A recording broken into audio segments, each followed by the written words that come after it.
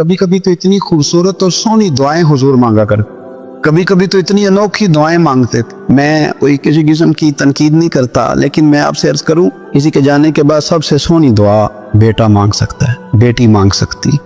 اور حضور صلی اللہ علیہ وسلم نے فرمایا ہے کہ جب کوئی قبر میں جاتا ہے تو وہاں بھی ماں باپ کی دعاؤں کا، بہن بھائی کی دعاؤں کا انتظار کر، کوئی دعا مانگی سونی کر کے۔ اب آپ یقین کریں کہ وہ ایک خاص رسم ہے، پیو نے بھی دعائیں رٹ لی ہیں، وہ پکی رٹی رٹائی کیسٹ ہے۔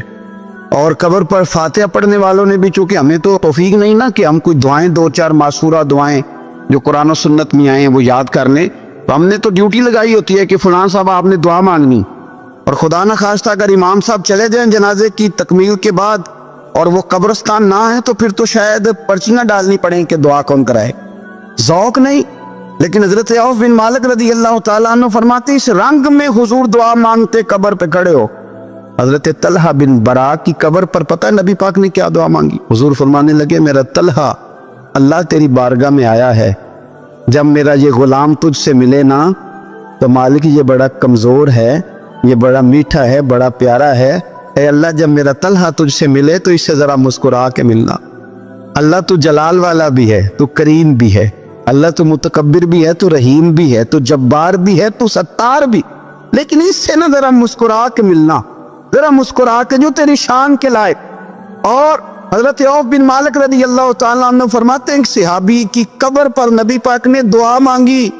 ساری دنیا جینا چاہتی ہے، سارے لوگ لمبی زندگی کی دعائیں لیتے دیتے ہیں، لیکن ایک صحابی کی قبر پر جب مدینے والے نے دعا مانگی تو کہتے ہیں پہلے میرے آنسو چھلکے، پھر میں نے ساتھ والے صحابی کے کندھے پر ہاتھ رکھ کے کہا او میں قربان جاؤں مدینے والے کے لفظوں پر، کسی کا مرنے کو دل نہیں کرتا، پر آج اس کو جو حضور نے دعا دیا میرا دل کرتا ہے کاش میں مر جاتا، اس طرح کی دعا مجھے بھی نصیب ہوتی، میں مر جاتا، اس طرح کی ندم کی ہے خدا، آرزو ہے یہی، عاشق اظہار کی آبرو ہے یہی، موت کے وقت سر ان کے قدموں میں ہو، دید ہوتی رہے دم نکلتا رہے۔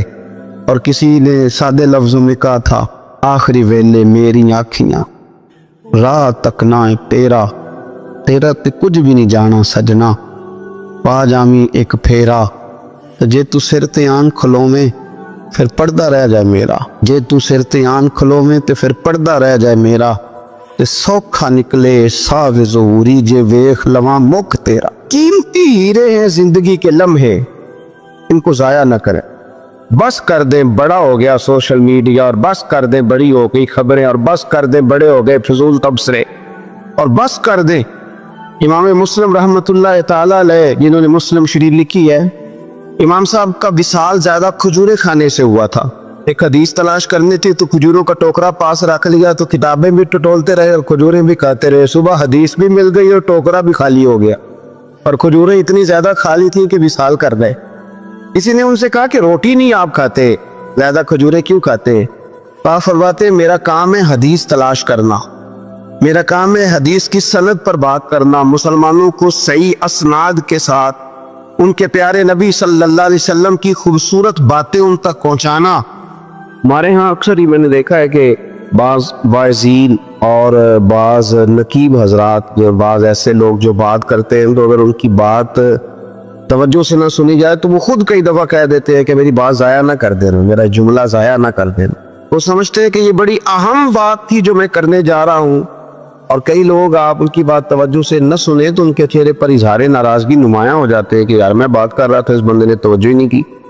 تو نبی پاک صلی اللہ علیہ وسلم کی جو باتیں ہیں، جو حضور نے فضائل بیان کیے کہ لا حول ولا قوت الا باللہ تمہیں غموں سے نجات دے گا، اور نبی پاک صلی اللہ علیہ وسلم نے یہ جو فضیلت بیان کی کہ جب تم کہتے ہو سبحان اللہ و بحمدہ سبحان اللہ العظیم، تو زمین آسمان کے درمیان جتنی جگہ ہے اتنا اللہ تمہیں اجر کا بھر کے عطا فرماتا ہے اپنے فضل سے۔ تو یہ جو حضور نے مختلف اذکار کی فضیلتیں بیان کی، جو ٹائم بچ جائے وہ ذکر الہی میں لگا دے، تلاوت قرآن میں لگا دے، اللہ کی عبادت میں لگائیں، پڑھنے اور لکھنے میں وقت کو آپ یقین کریں بہت سارے لوگ ہیں فارغ ہیں، کبھی کبھی بڑا اہم اور ضروری کام کرنا ہوتا ہے تو بعض دوست ملنے کے لیے آ جاتے۔ اب ایک ریسرچ جاری ہے، میں ایک تفسیر کو دیکھ رہا ہوں، مجھے ایک بڑا اہم کام کرنا ہے، ایک دوست ملنے کے لیے آیا ہے، اور اس سے پوچھا صاحب آپ کیسے ہیں؟ تو کہنے لگا میں فارغ تھا تو میں نے کہا چلو پیر صاحب کے پاس چلتا ہوں. تو میں اس سے یہ کہہ رہا ہوں کہ میاں جب میں فارغ ہوں گا تو تب آپ کو آنا چاہیے تھا نا. آپ اس کو وقت گزارنے کا ذریعہ تو نہ سمجھے. اور پھر اگر آپ آئے ہیں تو آپ کو علمی بات کریں, آپ کو دین کی بات پوچھیں, میں آپ کے ساتھ ڈسکس کروں. آپ اگر آ کے اپنے محلے کے کونسلر کی بات چھیڑیں گے تو نہ وہ ہمارے کہنے سے سیدھا ہوا ہے اور نہ اس نے ہونا ہے. تو ہم نے فضولیات میں, ابحاث میں, بحثوں میں الجھ کا ٹائم ضائع کیا. پلٹ کے دیکھو زندگی میں کتنا وقت ضائع ہوا ہے. یہ کبھی دوبارہ ہمارے ہاتھ یہ کبھی ہاتھ نہیں آئے. میرے نبی پاک علیہ السلام نے فرمایا جنتی کبھی افسوس نہیں کریں گے, پر اس بات پر جنتی بھی افسوس کریں گے کہ یار وہ 4 لمحے ضائع کیوں ہو. حضرت عبداللہ ابن عمر گزر رہے تھے تو ایک قبر پر نظر پڑی آپ کی, تو آپ نیچے اتر آئے گھوڑے سے, تو تھوڑا سا سائڈ پہ مصلی بچھایا اور 2 رکعت نماز ادا کی. پھر سفر شروع ہوا تو آپ کے خادم جو ساتھ تھے وہ عرض کرنے لگے حضور آپ کی اس بات کی سمجھ کوئی نہیں آئی کہ آپ نے گھوڑے سے اترے اور صرف 2 رکعتیں پڑھی اور چل دیے. آپ فرمانے لگے کہ میں جب گزر رہا تھا تو میرے دل میں خیال آیا کہ یہ جو قبر میں لیٹا ہوا ہے نا, یہ تو ترس گیا ہوگا کہ مجھے 2 رکعتوں کا وقت ہی مل جائے. حضرت عبداللہ ابن عمر کہتے ہیں میرے ذہن میں خیال آیا کہ قبر میں لیٹ کے ترس رہا ہوگا کہ مجھے 2 رکعتوں کا, لیکن یہاں تو لوگوں نے میرے بھائی 6 گھنٹے گردنیں تھک گئی موبائل پہ جھکی, لیکن محمل اور فضول اور کوئی معنی نہیں اور کوئی مقصود نہیں, اور اس نے یہ کہہ دیا تو اس نے وہ کر دیا, اور اس نے یہ آج کل جو بیماری چلی ہے نا, اس سے سب سے زیادہ نفسیاتی مریض وہ لوگ بن رہے ہیں جن کا تعلق موبائل اور خبروں سے زیادہ ہے. اور اگر میں کہہ دوں کہ 90% لوگوں کا تعلق ہے اس کے ساتھ تو میری بات غلط تو نہیں, کیونکہ ہر وقت ہم اسی کو دیکھتے رہتے, ادھر یہ ہو گیا, ادھر وہ ہو گیا, ادھر ایسے ہو گیا. وہ چیزیں ہماری نفسیات کو, گھروں کے اندر بیٹھے بہت سارے لوگ بیمار ہو گئے اور ذہنی مریض بن گئے. کیوں؟ اس لیے کہ انہوں نے اپنا دل نہ قرآن پاک میں لگایا, نہ تلاوت میں لگایا, نہ اذکار میں لگایا, نہ وظائف میں لگایا, نہ ہماری طبیعت ہے یہ کام کرنی. تو الٹا سیدھا سوچ ساچ کے تو ہم الجھ جاتے ہیں. یہ گھروں میں جھگڑے زیادہ کیوں ہوتے ہیں کہ بہو ذکر نہیں کرتی اللہ کا, ساس کے خلاف ہی سوچتی رہتی ہے. اور ساس ناراض نہ ہو, ساس و سسر جن کی عمر اب اتنی زیادہ ہو گئی ہے کہ اب اگلا سٹیج دنیا سے جانے کا ہی ہے, وہ بھی اتنی توجہ کرتے ہیں کہ یہ میرا بیٹا کیا آج شام کو مٹھائی کا ڈبہ لایا ہے کہ یہاں وہ بالٹے سیب لایا ہے. اگر ساری توجہ ادھر دینی تھی تو اس سے زیادہ بہتر نہیں تھا کہ مصلی کو وقت دیتے. اتنی باریکی سے لوگوں کا خیال نہ رکھیں, اپنا خیال رکھیں. حضرت عبداللہ ابن عمر فرمانے لگے یہ تو ترس گیا ہوگا نا قبر میں کہ 2 رکعتوں کا وقت مل جائے تو میں پڑھ لوں. تو آپ فرمانے لگے میرے دل میں خیال آیا یہ تو ترس رہا ہے, تو مجھے تو وقت ملا ہوا ہے نا, تو کیوں نہ میں 2 رکعتیں پڑھ ہی لوں. علامہ اقبال نے ایک بات لکھی ہے. اقبال کہتے ہیں جب میں لندن میں وکالت کرتا تھا تو ایک خاتون تھی, لیڈی بارنس اس کا نام تھا. چھوٹے موٹے مقدمات لے کے وہ میرے پاس آتی تھی. بی بی ایک ہوٹل چلایا کرتی تھی. اس کا خاوند جو تھا وہ فوج میں ملازم تھا. اقبال نے خود لکھا ہے, اقبال فرماتے ہیں کہ ایک دن وہ خاتون پھر کسی کیس کے سلسلے میں میرے پاس آئی, تو جب وہ آئی تو اس نے نقاب اوڑھا ہوا تھا, برقع کیا ہوا تھا. چونکہ اس نے نقاب اوڑھا تھا مسلمانوں کی نشانی تھی. نقاب اوڑھنا کن کی نشانی ہے؟ اللہ آپ کو خوش رکھ. تو کہتے وہ نشانی چونکہ اہل اسلام کی تھی تو مجھے تجسس ہوا. میں نے کہا لیڈی خیریت ہے میم صاحبہ یہ برقع پہنا ہوا ہے؟ تو کہتے نہیں ہنس کے اقبال مجھے پکا یقین تھا کہ آپ ضرور پوچھیں گے. تو میں نے کہا اچھا یہ برقع؟ تو کہنے لگی الحمدللہ میں مسلمان ہو گئی. تو میں نے فوراً کہا کہ آپ کا شوہر تو فوج میں ملازم ہے, فوجی کے لیے بدلنا اور پھر ملکی قانون اور یہ چیزیں. تو کہنے لگی اس نے مجھے کیا کہنا تھا, وہ خود کلمہ پڑھ گئے. تو کہتی ہے میں اور متجسس ہوا, وہ کیس کی بات کرتی تو میرا تجسس بڑھ گیا. میں نے کہا تو کیس چھوڑ یہ بتا کلمہ کیسے پڑھا؟ تو کہنے لگی اقبال اصل بات یہ ہے کہ میں نا بے اولاد تھی, خاوند بھی بڑے اچھے پیسے کماتا, میں خود بھی ہوٹل چلاتی, پر ڈپریشن اور ٹینشن اور بلا وجہ کی پریشانیاں جان نہیں چھوڑ. یہ ٹینشن اور ڈپریشن کا نا مجھے عربی ترجمہ کوئی نہیں ملا. یہ ڈپریشن اور ٹینشن کا نا میں نے تلاش کیا ہے, لیکن مجھے عربی لغت کے اندر ان کے معنی مجھے لگتا ہے کہ اس زمانے میں یہ چیزیں تھی ہی نہیں. ہوتی تو ان کا کوئی نام بھی, یہ آج ہے نا تو اس لیے آج کے زمانے میں ہی نام ہے مفت کا, مفت کی پریشانی.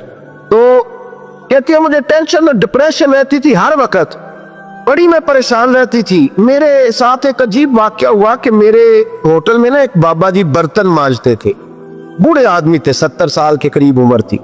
उनका एक बेटा था, एक बहू थी, एक पोता था, लेकिन वो बेचारे बेटा बीमार रहता था तो लिहाजा वो खुद मजदूरी करते। कहती है एक दिन वो बाबा जी मेरे पास आए, कहने लगे मेम साहब 2-4 दिन की छुट्टी चाहिए। तो मैंने कहा खैरियत है? कहने लगे मैडम मेरा बेटा फौत हो गया।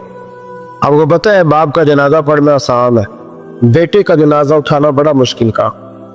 कहती है मैं कुछ लिख रही थी, मेरे हाथ से कलम गिर गया। मैंने खुद गाड़ी भेजी, बाबा जी गाँव चले गए जहां वो रहते थे। कहती 2-3 दिन के बाद मैं और मेरा शौहर गए तो रास्ते में हम बातें कर रहे थे कि क्या ताज़ियत करेंगे। एक ही बेटा था, कोई रिश्तेदार भी नहीं, तो उसकी तो कायनात उजड़ गई, किन लफ्जों से उसे ताज़ियत क्या कहेंगे। कहते जब हम गए तो वो टूटी हुई चटाई पे बैठा था, कुछ लोग करीब थे। हमने जाके कहा बाबा आप मुसलमान हैं, हम आपको क्या नसीहत करें, एक ही बेटा था, कि किस तरह करके हम आपको तसल्ली दे। तो कहते उसने आंखें खोली, बूढ़ी आंखों में ईमान की रोशनी। कहने लगा बीबी क्या ताज़ियत की बात करती हो, मैंने को पैसे जमा करा के बेटा लिया था, खुदा ने फजल से दिया था, अदल से ले गया है। मैं अपने रब के फैसलों में बड़ा राजी हूं, अल्लाह बड़ा करीम है, वो ले गया, उसका माल था। आप यकीन करें हमारे देहाती लोग ये क्या करते थे, मैंने कानों से सुना है। एक बूढ़े आदमी का एक दफा बेटा फौत हो गया, तो किसी ने उससे कहा बाबा छोटी उम्र में बच्चा चला गया तो मुझे लफ्ज नहीं भूलते। कहने लगे पुत्र अल्लाह भी फसल है, कच्ची बड्डे ताम यो दी। सुने आपने भी कभी ये फिक्रा, कच्ची बड्डे ते पक्की लै गए ते तामी है जो ओदी, जब उसका जी चाहा वो ले गया। अल्लाह अकबर। वो खातून कहती है कि वो बाबा जी से मैंने कहा कि चलो आप 1 महीने की छुट्टी कर ले, तो कहने लगा नहीं मैडम मैं मुसलमान हूँ, मुफ्त की रोटी नहीं खाता, मजदूरी करके खाता हूँ, मैं इंशाल्लाह 2-3 दिन के बाद काम पे आ जाऊंगा। कहते वो चंद दिनों के बाद आ गया। अल्लाह की कुदरत के अभी 2-3 माह गुजरे थे, फिर आया, मैडम छुट्टी चाहिए कुछ दिनों की। मैंने कहा खैरियत है? कहने लगे वो मेरी बहू भी हार्ट अटैक से फौत हो गई। कहते अब मैं भी तड़प गई और ईसाई हो के मेरी आंखों में आंसू आ रहे। मैंने कहा घर का दरवाजा बंद हो गया, अब ये बेचारा क्या करेगा। वो अपने शौहर के गम में हार्ट अटैक से फौत हो गई। कहते हम फिर 2-3 दिन के बाद ताज़ियत के लिए गए, फिर टूटी हुई चटाई, बूढ़ा ना अपनी उंगलियों से जमीन पर कुछ बना रहा।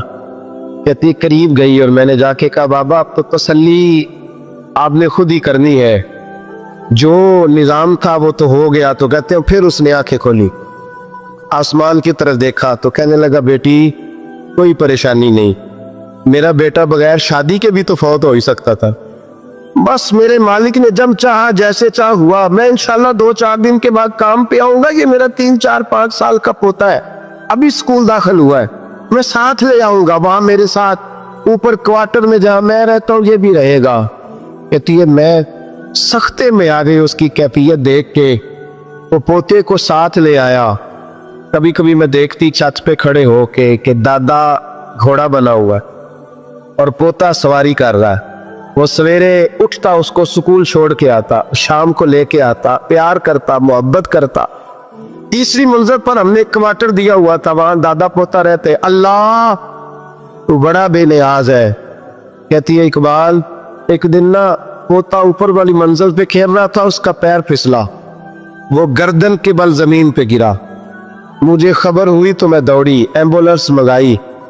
खून से लिथड़े हुए उस बच्चे को दादे ने अपनी गोद में रखा और जब हम अस्पताल की तरफ गए तो हॉस्पिटल बाद में आया, जनाबे इजराइल पहले आ गए और कहते हैं वो गोद में दम तोड़ गया। फिर दादे ने उसे अपने हाथों से गुस्ल दिया, फिर उसने अपने बूढ़े हाथों से कब्र खोदी और फिर मिट्टी डाल के कहने लगा इन्ना लिल्लाहि व इन्ना इलैहि राजिऊन। जे सोना ही मेरे दुख विच राज, जे सोना ही मेरे दुख विच राज। फिर सुख नु चुल्ले डावा। कहते हैं वो मिट्टी डाली उसने और जब वो वापस पलटा तो मैं बाजू से थाम के होटल करीब लाई और मैंने उसके करीब कहा कि बाबा तू टूट गया है, तू बिखर गया है, मुझे महसूस होता है कि अब ना तेरी रातें और तेरी सुबह और तेरी शामें गमों में गुजरेंगी। तो कहते यूं उसने हाथ रखे और यूं आंसू छटक दिए। कहने लगा मैडम क्यों, मेरे अंदर कोई अकीदा नहीं, मैं कोई लवारस हूं, मेरा कोई रब नहीं, मैं क्यों परेशान रहूंगा, मैं तो पका हुआ फालू। थोड़े दिन गुजरेंगे, कब्र में जाऊंगा, और जब जन्नत में जाऊंगा तो अल्लाह मेरी बेटे से भी मुलाकात कराएगा, मेरे पोते से भी मुलाकात कराएगा, मेरा रब सारी मुलाकातें करा देगा। मैं अपने अल्लाह की रजा में बड़ा राजी हूँ। वो खातून कहती है मेरा और मेरे शौहर का कलेजा फटने लगा। मैंने कहा बाबा ये जज्बा कहाँ से मिलता है, ये सुकून कहाँ से आता है, ये कैफियत कैसे मिलती है। मुझे कहने लगा तूने लेनी है।